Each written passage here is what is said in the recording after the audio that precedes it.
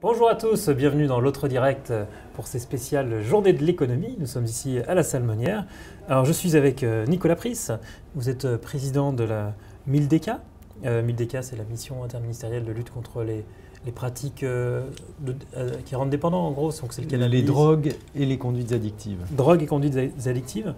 Le débat du jour, il porte sur l'économie du cannabis. J'ai l'impression qu'aujourd'hui vous allez être seul contre tous, le médecin contre les économistes qui défendent l'idée d'une légalisation du cannabis. Je crois que ce n'est pas tout à fait votre point de vue. Non, mais enfin, je ne sais pas, on va voir ce que va donner ce débat, argument, contre-argument, on verra.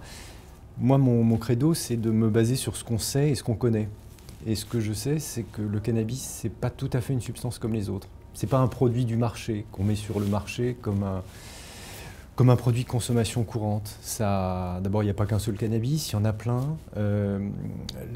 Les personnes qui consomment du cannabis ne sont pas dans une rationalité économique comme un agent économique qui va faire ses courses dans un supermarché, parce que précisément, ce sont des personnes qui sont dépendantes, donc qui n'ont pas une rationalité vis-à-vis de leur consommation et vis-à-vis de l'achat du produit notamment.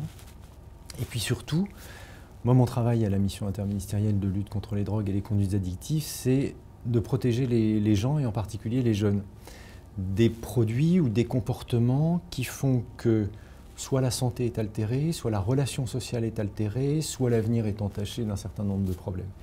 Or, le cannabis fait partie de ces produits ou de ces substances qui ont longtemps été banalisées dans leur usage, notamment chez les jeunes, et dont on sait aujourd'hui, mais encore une fois, je répète, c'est parce que la science nous le dit, c'est pas une vision personnelle de la question, que c'est dangereux le cannabis. Donc, on peut regarder les avantages. Est-ce que c'est plus dangereux que l'alcool, que les autres pratiques addictives que vous avez en charge? C'est pas forcément plus dangereux, mais c'est dangereux.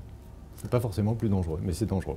Après, sur la question de la légalisation, c'est comment lutter contre une pratique dangereuse?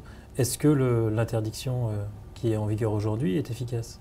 Alors ça, c'est un raccourci de dire, on a aujourd'hui en France, juste par parenthèse, en France, les niveaux de consommation à l'âge de 16 ans sont les plus élevés d'Europe en cannabis. On est champion d'Europe dans un sport un peu particulier qui est la consommation de cannabis.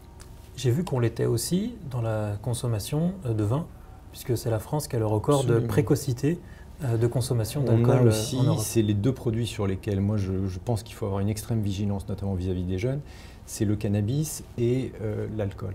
Mais permettez-moi de revenir sur ce que vous indiquiez tout à l'heure. Vous dites, c'est l'échec grosso modo d'une politique répressive, les niveaux de consommation qu'on a. Mais est-ce qu'on se pose la question de savoir si ce n'est pas plutôt l'échec de politiques de prévention qui n'ont pas été bien menées, l'échec de politiques de lutte contre le trafic, et est-ce que finalement, aujourd'hui, c'est quand même pas extrêmement dangereux de dire les gens fument trop de cannabis, la solution c'est de le légaliser, même si ça peut présenter des avantages économiques. Moi je ne crois pas. Je crois qu'aujourd'hui on a un produit qui est potentiellement dangereux. Encore une fois, relisez des études de l'INSERM qui datent de mai 2017, qui prouvent que le parcours scolaire des gens qui fument du cannabis de manière précoce est entaché de difficultés. Relisons les papiers qui montrent que sur la santé mentale des jeunes, ça a un impact important. Relisons les dernières publications qui montrent qu'il y a un risque d'accident vasculaire cérébral plus fort chez les gens qui fument du cannabis. Relisons enfin les papiers qui montrent qu'il y a un lien entre consommation de cannabis, consommation de tabac, capacité à arrêter le tabagisme si on fume du cannabis. Et mettons au regard les avantages et les inconvénients. Moi, je crois qu'on ne saura pas aujourd'hui, dans un système légalisé avec une mise sur le marché du produit par l'État, faire en sorte que, même si on dit ce sera interdit au moins de 18 ans, on ne fera pas on n'interdira pas et on n'arrivera pas à réguler la consommation vis-à-vis des mineurs. On ne le fait pas aujourd'hui vis-à-vis de l'alcool et on ne le fait pas vis-à-vis du tabac. La question du tabac est à ce titre, à mon sens, exemplaire. Le tabac est interdit de vente aux mineurs. Allez me citer un mineur de 16 ou 17 ans qui a des difficultés à s'approvisionner en tabac. Donc de toute façon, le produit restera extrêmement disponible. Bon, quelque part, ce n'est pas la question de la légalisation qui compte, c'est plutôt la question de la prévention. C'est la question de la prévention. On sait qu'une nouvelle politique est en train d'être réfléchie par le gouvernement, qui va être mise en place. C'est l'idée de supprimer les amendes pénales, enfin les peines de prison pour la consommation de cannabis, et les remplacer par des amendes forfaitaires. C'est un dispositif que vous aviez défendu? On ne sait pas encore pour la prison. Le débat est en cours. Donc le président a annoncé effectivement sa volonté de simplifier et de forfaitiser les amendes. Aujourd'hui, on a une échelle de peine qui est assez compliquée, avec du temps de force de l'ordre, de magistrat qui est consommé pour mettre en place une mesure que je ne juge pas miraculeuse, hein, qui est en fait effectivement une pénalisation qui ne donne pas des résultats absolument fantastiques, soyons clairs là-dessus. Là, l'idée, c'est de simplifier au maximum le dispositif tout en maintenant l'interdit et par une sanction qu'il faut trouver, je pense, à un bon niveau pour qu'elle soit à la fois dissuasive mais accessible, parce que si personne ne la paie, on se retrouve dans un système relativement pervers. Donc il y a un système, je veux dire, un cadre global qui a été posé par le candidat désormais président. Les ministères travaillent aujourd'hui pour savoir comment est-ce qu'on va organiser tout ça. Est-ce qu'il faut ou pas maintenir ultimement la peine de détention? Quelle va être Sachant que la réalité aujourd'hui, c'est que sur 100 000 affaires traitées dans une année, il y en a 45 000 qui se traduisent simplement par un rappel à la loi. Donc c'est aussi une mesure qui cherche à avoir une sanction efficace. Une sanction efficace.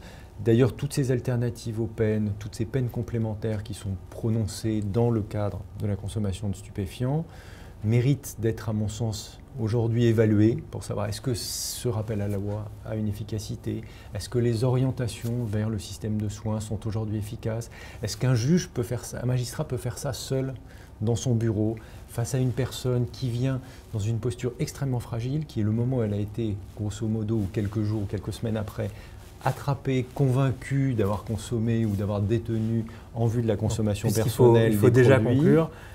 Ce que je retiens, c'est que ce que vous souhaitez, c'est qu'il y ait des peines qui soient aménagées en fonction des différents types de consommateurs et qui soient réfléchies, pas simplement d'un point de vue judiciaire, mais aussi d'un point de vue de santé. Oui, il faut apporter les bonnes réponses aux personnes qui sont dans une vraie addiction. Pour les gens qui sont dans un usage, j'aime pas beaucoup le mot, mais simplement récréatif, rappeler la loi avec une peine et une amende d'un niveau sans doute acceptable et suffisamment dissuasif. C'est quoi un niveau acceptable et dissuasif? C'est pas, il faut en discuter. Enfin, c'est certainement pas 500 € et c'est certainement pas 10 €. Voilà, c'est entre les deux. Voilà, c'est entre les deux. Et à côté de ça, surtout, ce qu'on disait en début d'entretien, il faut qu'on ait une politique de prévention beaucoup plus volontariste et une politique de lutte contre le trafic qui soit elle aussi en capacité de mieux réguler l'offre dans la rue. Nicolas Pris, je vous remercie et puis moi je vous souhaite à bientôt pour une nouvelle émission de L'Autre Direct.